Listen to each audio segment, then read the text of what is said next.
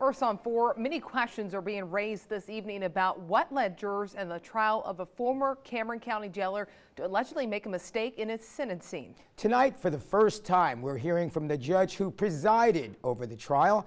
CBS 4's Nora Salinas joins us in the studio with all the details. Nora.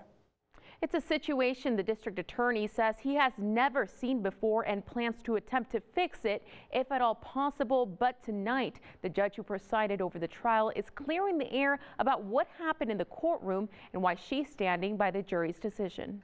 A judge standing her ground. I am not there to advocate for the state or for the defense. After a sentence that was allegedly meant to be 45 years in prison turned out to be only 5 years in the case of Marco Gonzalez. They issued a 5-year verdict on each count, thinking in their mind that the judge was going to stack it and he was going to end up with at least 45 years.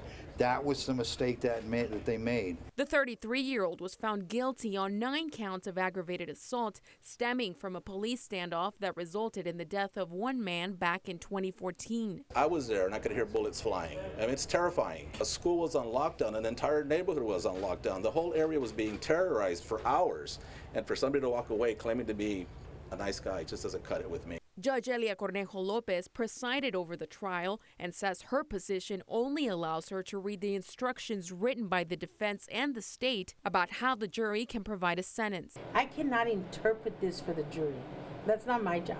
Because if I interpret this for the jury, it can be considered a comment on what they should do. It could be considered a suggestion of what they should do. And as I told you, I'm neutral on the bench. In the documents given to jurors, nothing mentioned whether or not charges would run concurrently or consecutively. Cornejo said it would be up to the state and defense to specify those details during closing arguments. But now she stands by the jury's decision. We don't know what they were thinking in there, but we know we have to respect them because one thing that they did is they heard the facts. And then we can't make them feel bad about their verdict. According to state law, a sentence given by a jury cannot be changed or overturned once it's read out by a judge. D.A. Luis Saenz says he is reaching out to state representatives to make a new legislation which would prevent something like this from happening again. In the studio, Nora Salinas, CBS 4 News and ValleyCentral.com.